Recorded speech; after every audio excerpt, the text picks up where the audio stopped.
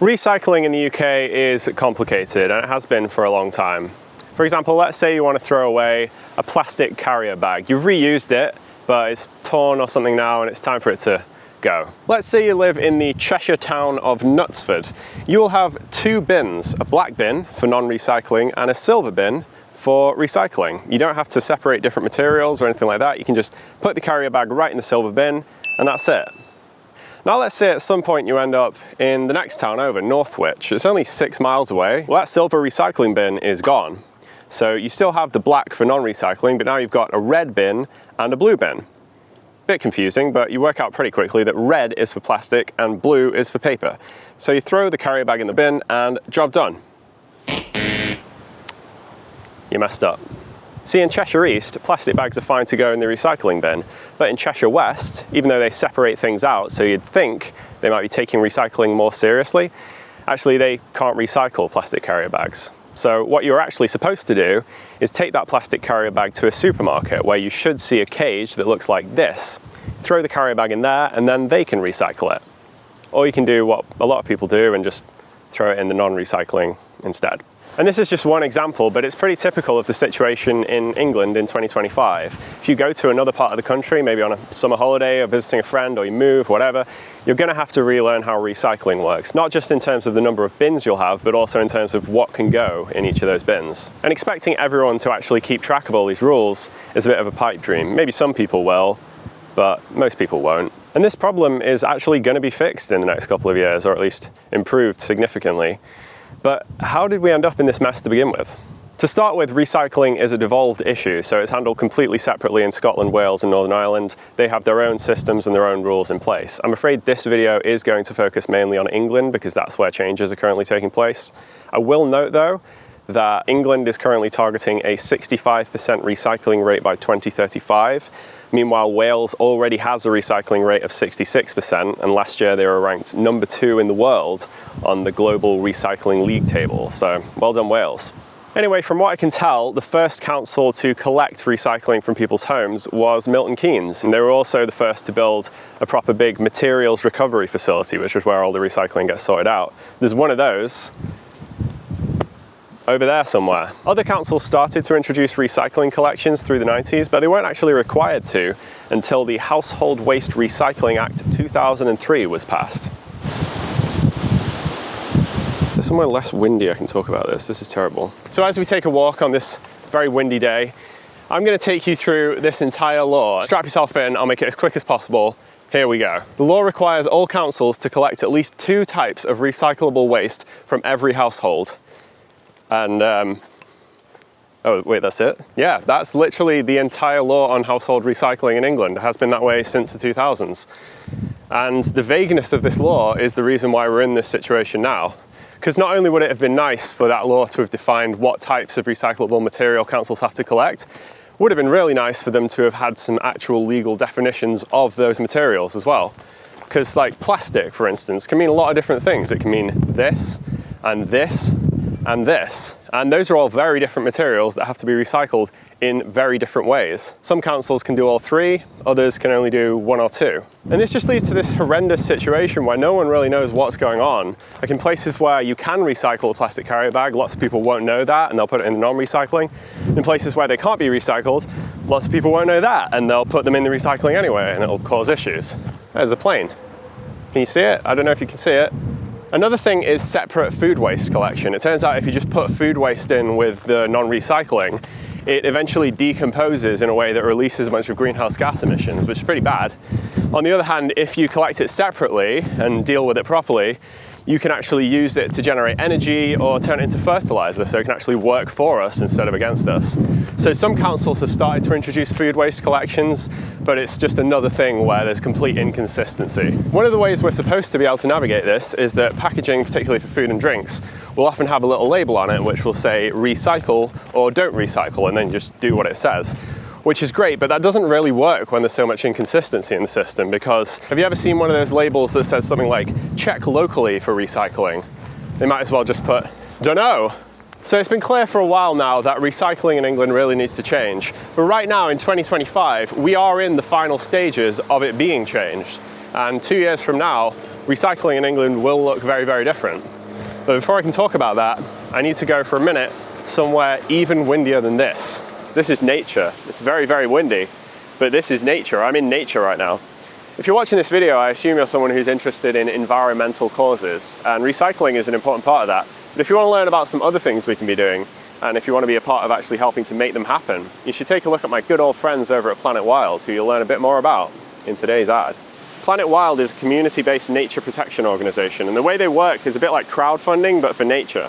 Every month, their community funds a different project, things like bringing back endangered species, protecting the oceans, restoring forests, and they also make a monthly YouTube video for each project, which are much fancier and better produced than mine, showing the work that their members are making possible, like this one, where they help build a recycling plant in Albania and keep plastic waste out of the ocean. I personally find it's always good to feel like you're contributing to the solution with problems like these, rather than just sitting around worrying and hoping someone else sorts it out. So if you want to make a difference, you should think about joining Planet Wild. You can give whatever amount you want, it all helps. And don't worry, you can cancel any time. But here's a little secret. The first 100 people to sign up using my code SPARGO9 will get their first month free. So if you scan the QR code or click the link in the description, you can go and sign up. And the best part is that in less than 30 days, there'll be a video on YouTube showing the difference you're helping to make. Hey look, there's a ship. I'm almost getting pushed physically back by this wind. I'm gonna head back the way I came because it's really quite windy around there. Changes to recycling in England have been in the works for years now, but they've finally been passed into law and they are starting to come into effect. In fact, the first part of it, which has to do with workplace recycling, already came into effect in April 2025. I don't know if you've been to Greggs recently, but they have these signs on the bins that basically say, please don't put any recycling in here because we don't have our new recycling bins ready yet. B&Q have already rolled out new recycling stations where they've got all the different materials separated into different bins.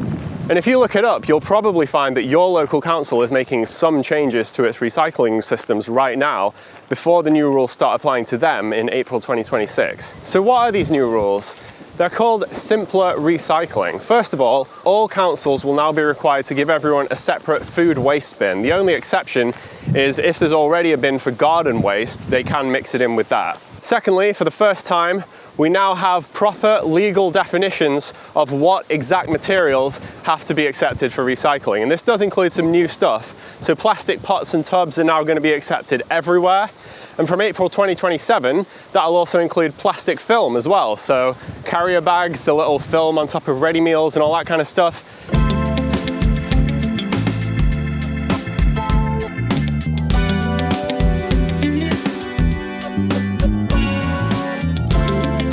This also covers not just councils, but anyone who deals with waste. So whether you're home, out and about, and in a mall, in town centre, in an office, everywhere should have the same rules for recycling. So it should be super easy to know what goes where.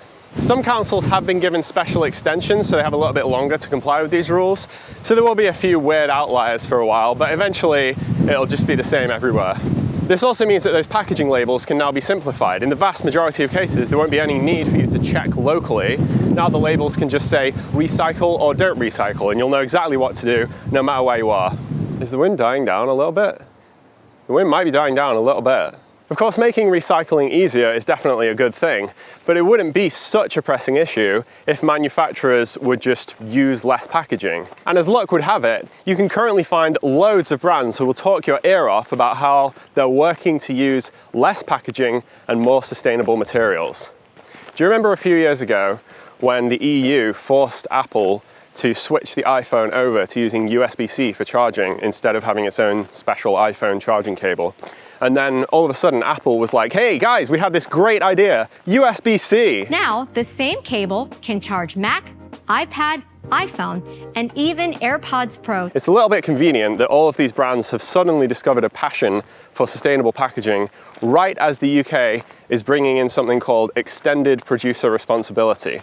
Now this doesn't just affect England, this is UK-wide, and in essence it will force manufacturers to pay for the cost of recycling their packaging when it's thrown away by the customer. How it works is that for every ton of packaging a producer makes, they'll be charged a fee based on the type of material they used. These are the fees for 2025. Glass and paper are the cheapest materials to use, plastic and fibre-based composite are by far the most expensive. This part of the system already came into effect this year, but from 2026, there's going to be a second element. So now the packaging itself will also be assessed on how easy it is to recycle. If it's found to be really easy to recycle, there'll be a bit of a discount on the base fee. And if it's found to be really hard to recycle, the base fee will be multiplied by a factor which will slowly increase over the next few years up to 2 times. You'll probably have a lot of questions about how this system works, and frankly, it could be a whole video of its own. But will it apply to products that are completely made outside the UK and imported in? Yes, it will. In that case, the importer has to pay for it. And will it apply to those massive Amazon boxes you get where it's like a huge box and then you open it and inside there's like a tiny little product? Yes. And by complete coincidence, Amazon just announced a new type of packaging in the UK that's designed to solve that problem. How nice of them. And it should noticeably change the types of packaging that we see over the next few years. Random example, I was walking past Tesco the other day and they had a big advert in their window for these new cookies that they're selling, which are now sold in a clear plastic bag. Now I remember the cookies used to be sold in a paper bag with a clear plastic window. But under this new system, if you want to qualify for the lower fees, the different materials in your packaging must be easily separable by hand. So I reckon that's why the old bags had to go.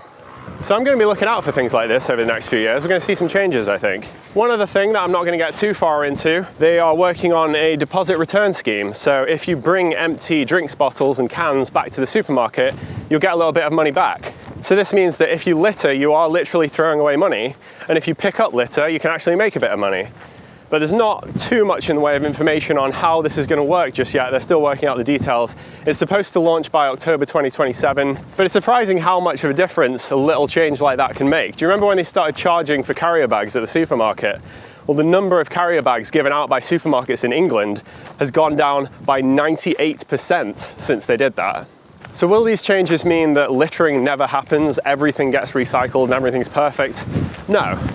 But if you keep your eyes peeled over the next few years, you should see that there is more sustainable packaging, that recycling is easier to get your head around, and if the deposit return scheme works out, you might see less littering, at least in the form of bottles and cans. And, I'll take that. So we'll see how it goes. Let's just cross our fingers that all these systems go as well as they can. But I'm going to get out of here. It's actually quite nice now. I actually like the sunset behind the wind turbine. Where is it? Oh yeah, you can see it.